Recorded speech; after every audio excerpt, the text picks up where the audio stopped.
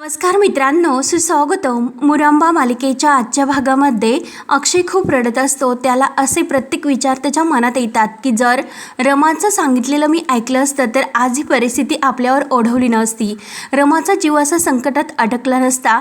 म्हणून तो रमाला म्हणतो की खरंच मला माफ कर. आणि रमाची त्याला खूप काळजी लागते, कारण रेवा ही रमाशी कशी वागत असेल. एकतर तिच्या पायाला सुद्धा गोळी लागलेली आहे, कोणत्या परिस्थितीत ती असेल, म्हणून अक्षयला खूप काळजी लागते. अक्षय खूप रडत असतो. रमा, त्यावेळेस मी तुझं ऐकायला हवं होतं, म्हणून सर्व काही क्षण अगदी त्याच्या डोळ्यासमोर येतात. रमा जे सांगते अगदी ते. अक्षय फक्त तेच म्हणत होतो की रमाचं ऐकायला हवं होतं. रमाचं जर ऐकले असते तर आज ही वेळ आली नसती, हे सर्व काही घडले नसते. म्हणून तो खूप स्वतःलाच असा त्रास करून घेत असतो. तेवढं तेथे आनंद येतो. आनंद म्हणतो की अक्षय, अरे काय ही तुझी अवस्था, अक्षय स्वतःला सावर. तेव्हा अक्षयसुद्धा आनंदला तेच म्हणतो की मी रमाचं ऐकायला हवं होतं. अभिसुद्धा तेथे येतो आणि अभिसुद्धा अक्षयला समजावतो. अक्षय म्हणतो की खरंच एकदा रमा मला सांगत होती की प्रॉपर्टी एकदा आपल्या नावावर आली, तुमच्या नावावर झाली तर आपण तिला म्हणजे तिच्या पापाची शिक्षा देऊयात. तेव्हा खरंच मी रमाचं ऐकायला हवं होतं, असे तो स्वतःला दोषी मानून त्या दोघांना ते सांगत असतो. आणि स्वतःची अशी खूप बिकट अवस्था त्याने करून घेतलेली असते. तेव्हा अभि आणि आनंद हे अक्षयला समजावतात की अरे प्लीज जरा ऐकून घे आणि प्लीज टेन्शन घेऊ नको, स्वतःला सावर, शांत हो, जरा शांत हो. अभि अरे प्रेमाने इतका समजावतो. तेव्हा अक्षयही रडतच असतो. अक्षय म्हणतो की नाही. अभि त्याला समजावतं की अरे आपण रमाला अगदी सुखरूप घरी घेऊन येणार आहोत, तू काळजी करू नको, आपण तिला आणणार आहोत. तेव्हा अक्षय रडत म्हणतो की अरे जर त्या अगोदर त्या रेवाने रमाला काही केले तर मी काय करू, म्हणून तो आणखी रडायला लागतो. अभि म्हणतो की काय वेडा आहेस का तू. अक्षय स्वतःलाच दोषी मानत असतो की मी कधीही स्वतःला माफ नाही करू शकत. आनंद म्हणतो की अक्षय अरे वेडा आहेस का तू असं कसा ती रमाला काही करू शकेल. अरे आपण आहोत ना सर्वजण, रमाला काही होणार नाही, आपण तिला सर्वजण मिळून शोधून काढूयात. ती रेवा तिला काहीच करू शकत नाही, अगदी सुखरूप तिला घरी घेऊन येऊयात. अभि म्हणतो की हे बघ, रमाने आतापर्यंत या घरासाठी खूप काही केलं, त्यामुळे आता तू टेन्शन घेऊ नको आणि तू रडू नकोस, असा स्वतःला सावर, आपण तिला घरी घेऊन येऊयात. आपल्या जीवावर बेतलं तरी आपण तिला शोधून घरी घेऊन येऊयात. म्हणून सर्वजण जायला निघतात. अक्षयसुद्धा म्हणतात की हो चल. आपला मोबाईल घेतो आणि लगेच ते तिघे रमाला शोधायला निघतात. तेव्हा ही थोडंसं बाजूला गेलेली असते आणि रमाला त्यांनी बेडी अटकून गाडीमध्ये बांधून ठेवलेलं असतं. सनी तेथे असतो. तेव्हा रमा ही सनीला म्हणते की प्लीज सनी, अरे मला सोड ना, एकतर पायाला खूप लागलेले आहे, रक्त येते आणि खूप त्रास होतोय. तेव्हा सनी म्हणतो की नाही, आपण तर काही करू शकत नाही. आणि तेवढ्यात रेवा तेथे येते. रेवा म्हणते की हे बघ, मी तिला हँडल करते, तू तिकडे म्हणजे ड्रायव्हर सीटला जाऊन बस. तेव्हा सनी पाण्याची बॉटल घेतो आणि तो बाजूला तोंड चेहरा धुत असतो. तेव्हा रेवा म्हणते की हाय रमा. तर लगेच रमा म्हणते की अगं रेवा प्लीज ना, सोड ना मला, एकतर पाय खूप दुखतो, गोळी लागली पायाला, त्रास होतो, रक्त येते, प्लीज. म्हणून ती रेवाला खूप विनवण्या करत असते. परंतु रेवाला मात्र थोडीशी सुद्धा दया येत नाही. रेवा म्हणते की दुखते का खूप. अगं मला तर तेच हवं होतं, आत्तापर्यंत माझी मैत्रीण म्हणून मी तुला खूप दया दाखवली आणि मला हेच असंच तुला त्रासात बघायला खूप अशी मज्जा येते आणि तुला असाच त्रास व्हायला हवा. काय करणार रमा, अगं एवढं सर्व करण्यामध्ये तुला आता कळतच असेल की आपल्यामध्ये सुपिरियर कोण आहे म्हणून. रमाला इतका त्रास होत असतो, अगदी व्याकुळतेने, अगदी ती खाली आपल्या पायाकडे पाहत असते, परंतु एक हात मात्र त्या बेडीत अडकलेला असतो. आणि रेवा म्हणत असते की हो मी सुपिरियर आहे, हे तर तुला कळलेच, आणि आत्तापर्यंत प्रत्येक गोष्टीच मीच जिंकत आले आणि आत्ता सुद्धा जे होणार आहे ना त्यामध्ये मीच जिंकणार आहे, ही गोष्ट तू लक्षात ठेव. तेव्हा रमा म्हणते की तुझा गैरसमज आहे रेवा, तू कोणत्याच गोष्टीत नाही जिंकू शकत, कारण हा तुझा एक खूप मोठा गैरसमज आहे. कारण एका गोष्टीत मात्र तू कधीही जिंकू शकत नाही. यांचं प्रेम, आणि ते प्रेम फक्त मला मिळालं, तुला नाही. यांचं फक्त माझ्यावर प्रेम आहे, फक्त आणि फक्त माझ्यावर, आणि इथून पुढे मात्र ते प्रेम तू कधीही नाही मिळू शकत, ही गोष्ट तू लक्षात ठेव. आता मला काही फरक पडत नाही, मी तुला घाबरत नाही, तू जरी मला मारून टाकले तरी चालेल, परंतु मी मात्र आता काही असे घाबरायला तयार नाही, कारण ते कधीही तुझे होणार नाही.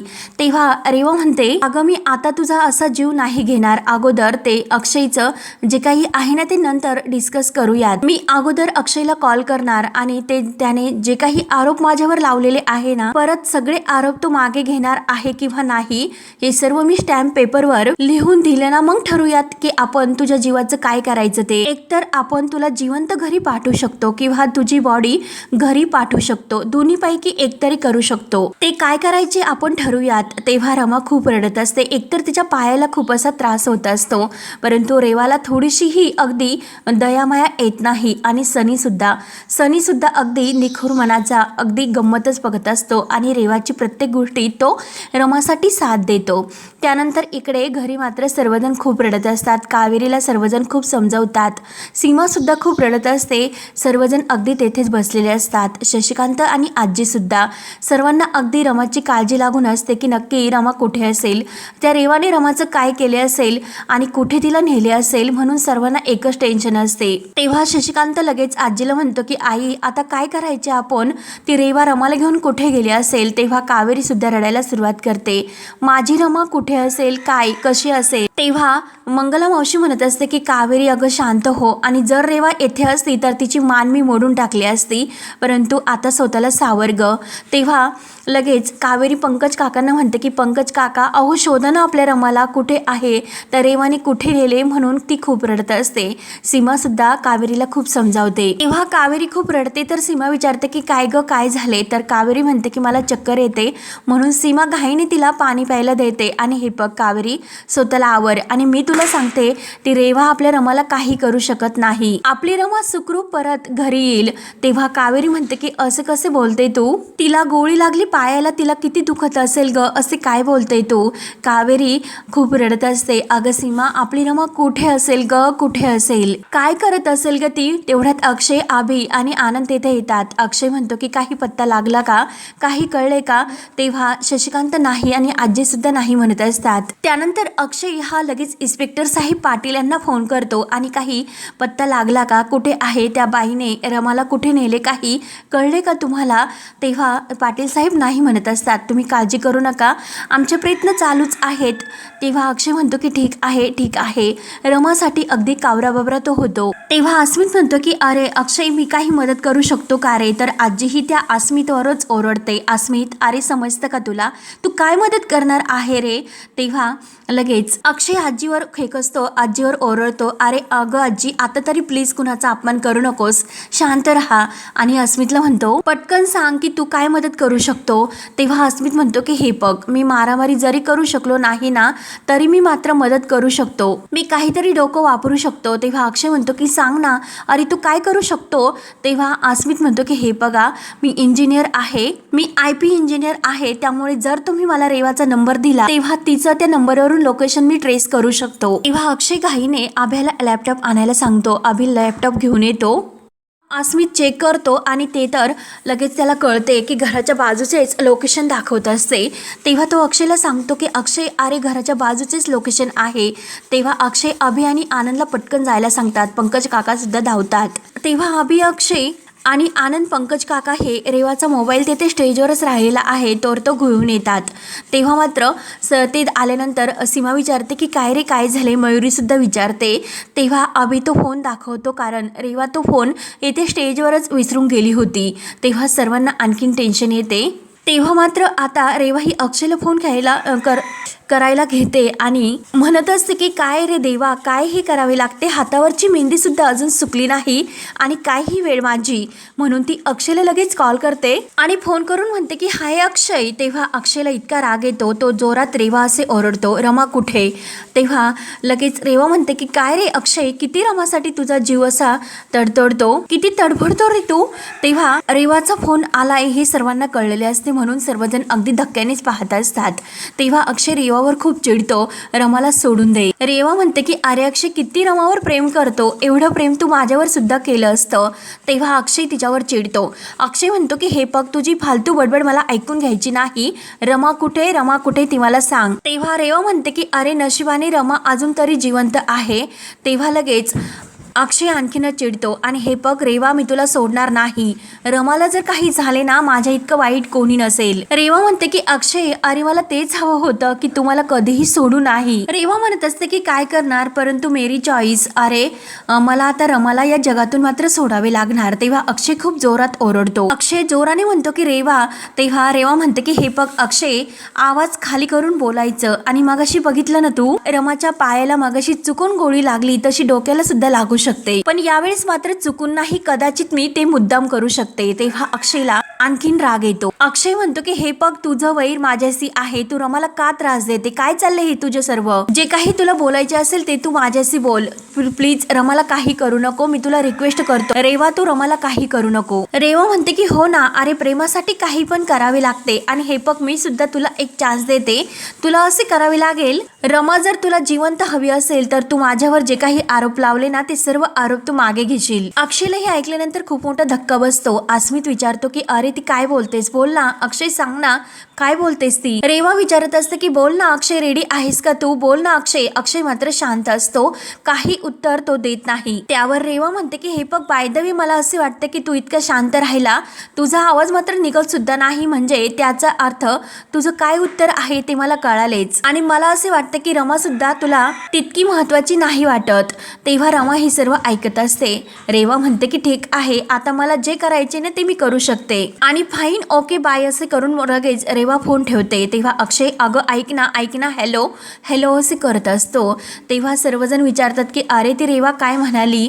सर्वजण अगदी रमाच्या काळजीत पडतात. सीमा विचारते की अरे काय काय म्हणाली ती रेवा. कावेरी सुद्धा विचारते, पंकज काका सुद्धा विचारतात काय झाले, काय म्हणली ती रेवा. तेव्हा अक्षय रडतच म्हणतो की मी तिच्यावर जे काही आरोप केलेले आहे ते सर्व आरोप जर मागे घेतले तरच ती रमाला सोडायला तयार आहे. तेव्हा सीमा म्हणते की हे कसे शक्य आहे, म्हणून सर्वांना खूप टेन्शन येते. त्यावर लगेच अस्मित म्हणतो की अरे हा नंबर मला सांग, मी लगेच ट्रेस करतो. तेव्हा अक्षय घाईने तो अस्मितला नंबर देतो आणि अस्मित आपल्या लॅपटॉपवर चेक करायला घेतो. तेव्हा अस्मित हा तो नंबर चेक करत असतो आणि अक्षयचे पूर्ण लक्ष हे रमाच्या काळजीकडे लागते. समोर जे काही देवघर असते त्या देवाला तो हात जोडतो आणि रमाच्या जीवासाठी तो प्रार्थना करतो. त्यानंतर संध्याकाळ होते तर रमाला एका गोडाऊनात घेऊन त्यांनी किडनॅप करून ठेवलेले असते, म्हणजे बांधून ठेवलेले असते. आणि रेवा मस्त तेथे झोपलेले असते. तेव्हा सनी येतो आणि सनी विचारतो की काय काय पाहिजे तुला. रमा ही रडतच म्हणते की पाणी. तेव्हा सनी लगेच तिला पाणी देतो आणि घे पाणी घे. रमाचे हात बांधलेले असतात तर सनी म्हणतो तू कशी पिणार, थांब मी पाजतो, तुझे हात तर बांधलेले आहेत. म्हणून रमा ही त्याच्या हाताने पाणी पित असते, कारण तिला ताणच खूप लागलेली असते. तेव्हा पाणी पिल्यानंतर म्हणजे सनी तिला म्हणतो की इतकंच प्यायचं बाद झालं, थोडंसंच पाणी तो रमाला पाजतो.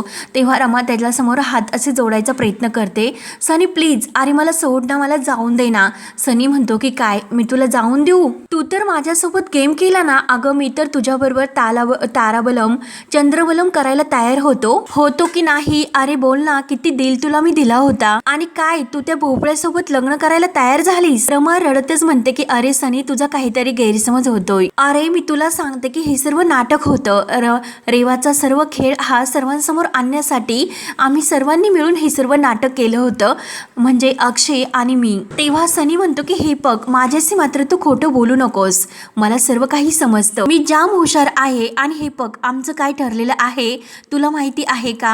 हिच्या प्लॅन प्रमाणे सगळं काही झाल्यानंतर ती तुला माझी रमाराणी बनवणार, आणि ते पण खरीखुरी. तेव्हा खरंच मज्जा येणार. तेव्हा रमा म्हणते की हे बघ, लहानपणापासूनची ती माझी मैत्रीण आहे, आणि आज तू तुझ्या डोळ्यांनीच बघ की तिने मैत्रीण असून सुद्धा माझी काय अवस्था केली. तू तर काल भेटला तिला, आणि गाडीत असताना ती तुला काय म्हणाली होती तुला आठवते का. तेव्हा सनीला ते आठवते, आणि रेवा जे काही म्हणलेले असते की मी अगोदर अक्षयला कॉल करणार, माझ्यावर जे काही आरोप त्याने लावलेले आहे ते सर्व पुरावे मी त्याला मागे घ्यायला लावणार, आणि ते नष्ट करणार, आणि ते सर्व स्टॅम्प पेपरवर मी लिहून घेणार. मग ठरवूयात की आपण तुझ्या जीवाचं काय करायचं ते, की तुझी बॉडी घरी पाठवायची, नाहीतर एकतर जिवंत तुला घरी पाठवू शकतो, दोन्ही पैकी एकतर आपण करू शकतो. रमा म्हणते की यांनी एकदा केस मागे घेतली तर ती मला मारून टाकणार, ती मला जिवंत नाही ठेवणार. ज्या गोष्टीसाठी तू हे सर्व करतो तीच राहिली नाही तर तू काय करणार होणार सनी? अजून सुद्धा सनी तुझ्याकडे वेळ आहे, आताच तुम्हाला येथून बाहेर काढ आणि या सगळ्यातून तू बाहेर पड. हे बघ, तिने याच आधी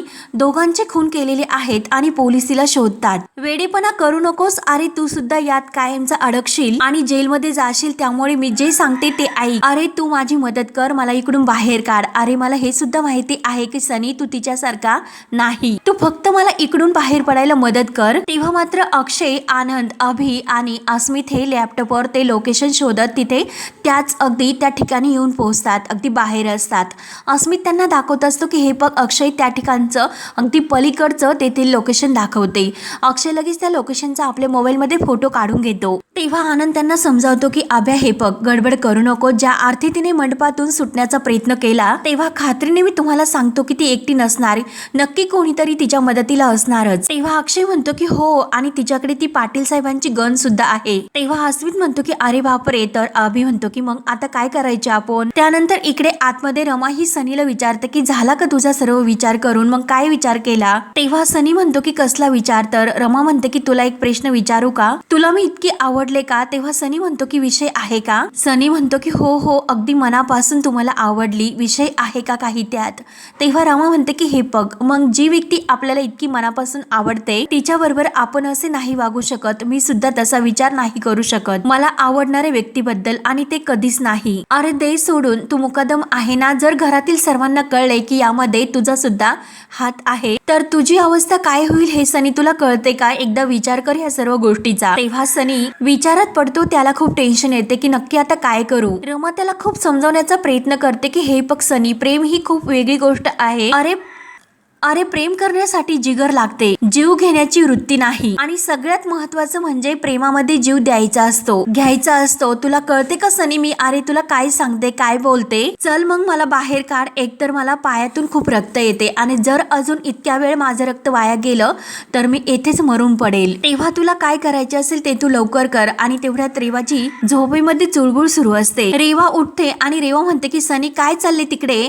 तेव्हा सनी खूप घाबरतो. तेव्हा इकडे बाहेर अक्षय म्हणत असतो की मी आता आतमध्ये जातो. तेव्हा अभि त्याला धरतो. अभि म्हणतो की अक्षय काय करतोस? तू एकटा आतमध्ये नाही जात, जायचे असेल तर आपण सगळे मिळून आतमध्ये जायचे. तेव्हा अक्षय म्हणतो की अरे अभ्या तिच्याकडे गन आहे. तेव्हा अभि म्हणतो अरे म्हणूनच आपण सर्वांनी आतमध्ये एकत्र जायचं, एकट्याने नाही. तेव्हा आनंद म्हणतो की हे बघा, तुम्ही दोघे जण आतमध्ये जा, मी आणि अस्मित येथेच थांबतो. जर बाहेर काही झाले तर तुम्हाला आम्ही अलर्ट करूयात, म्हणजे बॅकअप साईडला आम्ही थांबतो. फक्त तुम्ही तुमच्या फोनकडे लक्ष ठेवा. तेव्हा अक्षय म्हणतो की चल अभ्या आणि अलर्ट राहा. तेव्हा अभि आनंद आणि अस्मितला समजावतो हे बघा, तुम्ही जरी येथे थांबत असले ना तरी सुद्धा अगदी लक्ष ठेवून राहा की तिच्याबरोबर कोण आणि किती जण आहे हे काही आपल्याला अजून सांगता येत नाही. तेव्हा आनंद म्हणतो की ठीक आहे आणि अभ्या सांभाळता स्वतःला. अभि आणि अक्षय चोर पावलांनी आत जातात. त्यानंतर आतमध्ये रेवा विचारते की काय रे सनी, काय झाले? तेव्हा सनी म्हणतो की काही नाही, तिला तहान लागली होती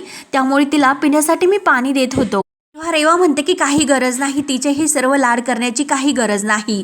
सनी म्हणतो की नाही, मी तिच्या थोबड्यावर पाणी फेकत होतो, पाणी पिण्यासाठी देत नव्हतो. ही तर जागी राहायला पाहिजे ना, ती तर तुझ्यासारखी डुलक्या काढत होती म्हणून तिच्या थोबड्यावर पाणी फेकत होतो, आणि तुझ्या सुद्धा थोबड्यावर मारू का? तेव्हा रेवा म्हणते की अरे यार सनी, मी काय म्हणते तुला की तू तिला असा त्रास देऊन जागी ठेव, तिला झोपून देऊ नको. सनी म्हणतो की हो असाच त्रास देतो ना मी तिला, असाच त्रास देतो. आणि तुला माहिती आहे का ही काय बोलत होती? तो अक्षय आहे ना, अक्षय तो हिला वाचवायला सोडवायला येणार आहे असे ती म्हणत होती. तेव्हा रेवा हसते. रेवा म्हणते की हो ना, ती तसंही तिचा जीव गेल्यानंतर पहिल्यांदा अक्षयला झपटणार आहे. तेव्हा रमा सनीला खुणावते की बघ ती काय बोलते ते. तेव्हा रेवा ही उठते. काय यार, ही मुलगी झोपून सुद्धा देत नाही.